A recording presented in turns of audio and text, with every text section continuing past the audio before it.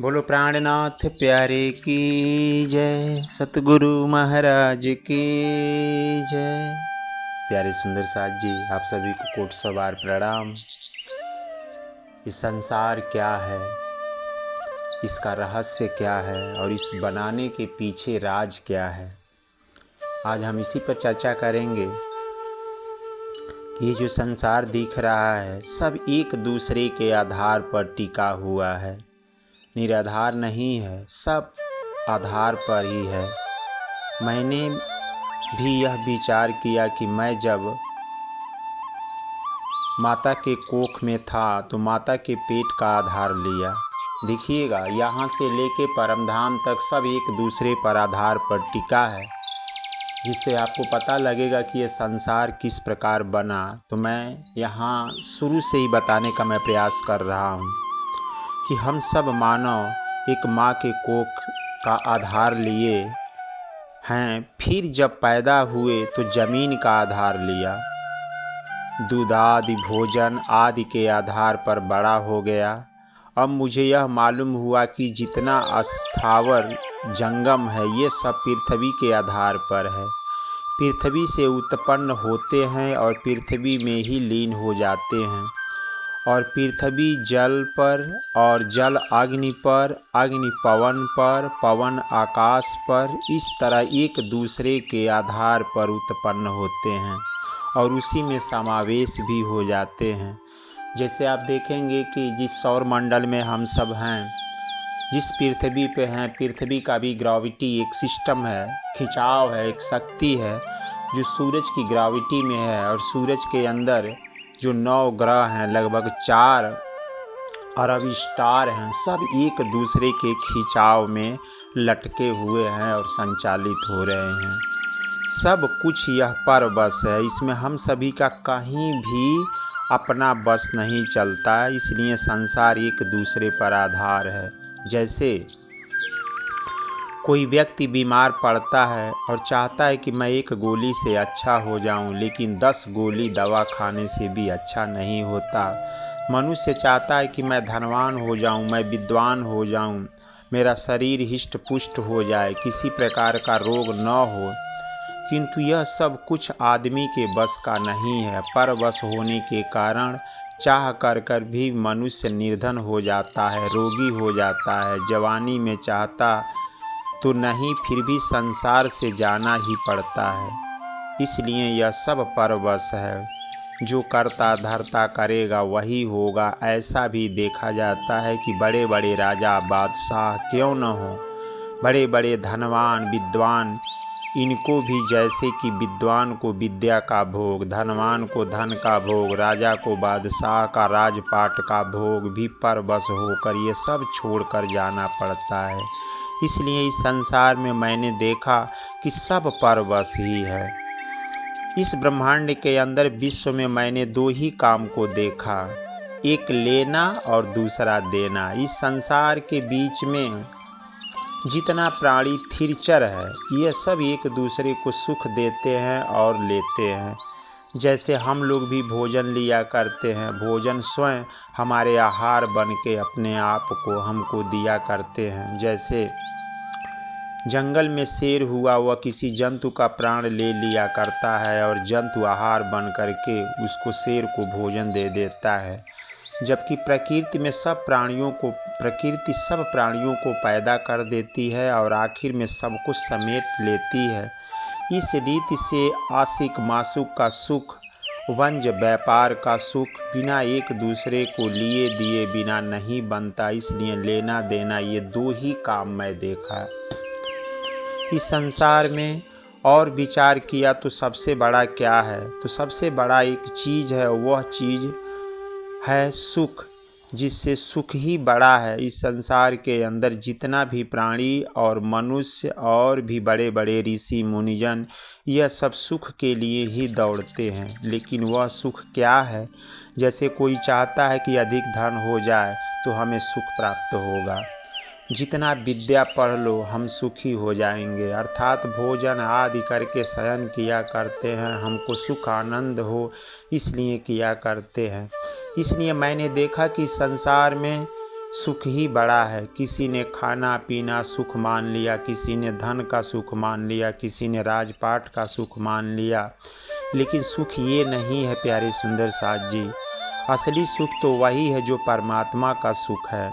लेकिन जो भक्ति वाला भक्ति करता है वो परमात्मा का सुख मिले, हमारी मुक्ति हो, वह भी सुख चाहता है। इस संसार में दुख भी है, लेकिन कोई प्राणी दुख नहीं चाहता। इसलिए इतना प्यार जो सुख है वह कौन सा है। इसीलिए असली सुख तो वही है कि परमात्मा का सुख प्राप्त करें।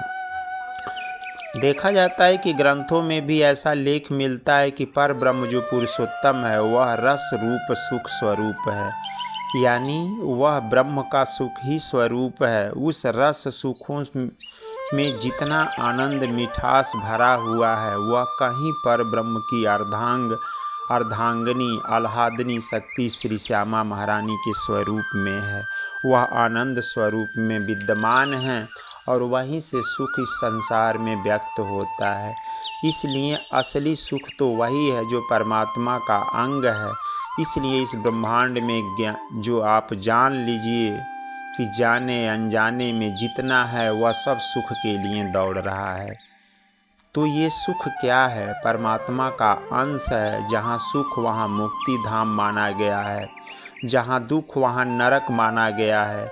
इसलिए दुख माया रूप है, सुख मुक्ति रूप है। इसलिए महानुभाव सज्जन अपने भक्ति प्रेम के द्वारा उस पार ब्रह्म को प्राप्त करके पर ब्रह्म का ही सुख लेना चाहिए। जहाँ सुख वहाँ आनंद है, जहाँ आनंद है वहाँ सुख है। इसलिए यह सुख आनंद कहाँ पर है? पुरुषोत्तम जो पर ब्रह्म परमात्मा है उनके अंग में रहता है। जहाँ पर दूध और शहद की नदियाँ चलती हैं, जहाँ पर आठों सागर बने हुए हैं, जहाँ चेतन रूपी वनों का खंड अनंत फल फूल लिए, अनंत सूर्य चंद्रादि रोशनी लिए खड़े हैं, जहाँ पर पशु पक्षी धनी धनी तुम्ही करके उस पर परमात्मा का गुणगान करते रहते हैं, जहाँ जड़ चेतन होते हुए भी जड़ चेतन का वही भाव नहीं है। इसलिए जड़ संज्ञा होते हुए भी चेतन है। इसलिए बिना चेतन के ब्रह्म का स्वाद रस नहीं लिया जाता। इसलिए वहाँ के यावत वस्तु सब चेतन है और ज्योतिमय है, प्रेम स्वरूप है। जहाँ पर करोड़ों स्वाद मिठास लिया हुआ अवट दिशा में दूधादि घीत दधी रस सिंधु लहर ले रहे हैं। तो हे प्रिय भक्तजन, प्रेम लक्षणा भक्ति अन्यन भाव से पर ब्रह्म को प्राप्त करके वहाँ के अखंड रूपी सुख आनंद तो आप ले सकते हैं और आप अपने जीवन को कृतार्थ करके इस नैया को पार कर सकते हैं। इसीलिए इस जीवन में ये जो धर्म है जिनके 4 पांव होते हैं, सत्य तप पवित्रता और दया। तो प्यारे सुंदर साथ जी, आप 24 घंटा विचार हमेशा उत्तम रखें कि आप सत्य बोलने का प्रयास करें। हो सके तो थोड़ा बहुत बैठ करके आप तप मतलब ध्यान भी करें और हमेशा स्नान ध्यान करने के बाद से पवित्रता बनाए रहें और सभी जीवों पर दया करें। ये जो धर्म के जो 4 पांव हैं, इस 4 पांव को आप बड़े भाव से निर्वहन करेंगे तो निश्चित तौर पर इस संसार बनाने का जो उद्देश्य है वह पूरा होगा और इस संसार जो दुखालय है, इस दुखालय से आपकी निवृत्ति हो जाएगी और आप उस परम तत्व को प्राप्त करके अपने जीवन को कृतार्थ करेंगे। वह परमात्मा सुख का सागर है, वह सुख देगा और आपकी नैया निश्चित रूप से पार होगी। इसीलिए प्यारे सुंदर साथ जी, आप जहाँ भी रहें, जिस स्थिति में रहें, उस पर ब्रह्म परमात्मा की याद करते रहें। हम सब मायावी संसार में आके अपने आप को भूल चुकी हैं और हम सबको भूल में ये माया का दुख देखने के लिए परमात्मा ने ये इतना बड़ा संसार बनाने का जो रहस्य है, संसार जो बनाया है, उसका मूल उद्देश्य यही है कि आप इस संसार में दुख की अनुभूति करके और अंतःकरण को जागृत करके पुनः अपने घर वापस आ जाएं। ये संसार जो आप देख रहे हैं ये टोटल स्वप्नवत का ब्रह्मांड है। जैसे सपना में कोई व्यक्ति सपना देखता है तो उसको ये अनुभूति नहीं होती है कि मैं रियल में वास्तव में मैं ही हूँ, उसको यही महसूस होता है। लेकिन जब सपना टूट जाए तो व्यक्ति महसूस करता है कि अरे ये तो मैं सपने में था, रियल में तो मैं आज यहाँ पर सोया पड़ा हूँ। ऐसे प्यारे सुंदर साथ जी आप अखंड परमधाम में ही मूल मिलावे में बैठे हो और इस संसार में आकर के मायावी संसार जो स्वप्नवत है, इस स्वप्नवत में आकर के हम लोग भटक चुके हैं और हम लोग यही सोच रहे हैं कि यही सब अपना है। लेकिन इस संसार की किसी वस्तु से आप तुलना कर लीजिए, देखिए क्या वो अपना है। आपका जब रियल में आप फैक्ट करके उसका प्रयोग करेंगे तो इस संसार में जिस शरीर से आप बोल रहे हो प्यारे सुंदर साथ जी, वो शरीर ही आपका नहीं है। अब आप विचार करो कि वह शरीर जब आपका नहीं है, अगर आपका होता तो आपके कहने से बीमारी ठीक हो जाती, व्याधियाँ ठीक हो जाती, लेकिन नहीं होता है। तो आप विचार करो कि संसार में जिस शरीर को लेके आप घूम रहे हो जब वही नहीं है तो इस संसार के और प्राणी क्या आपके साथ होंगे। इसीलिए अभी भी यह मौका है, यह मनुष्य तन का अंतिम चोला जिसके द्वारा उस परमात्मा को आप जान सकते हैं और अपने आप को कृतार्थ कर सकते हैं। इसलिए संसार जो ये बना है केवल दुख का सागर बना है, दुख दिखाने के लिए बना है। यह दुख देख करके इस सपने का दृष्टांत, इस फिल्म को देख करके आप पुनः अपने घर वापस चलें, इसी में भलाई है और इसी वजह से यह संसार बना है। प्रणाम सुंदर साथ जी।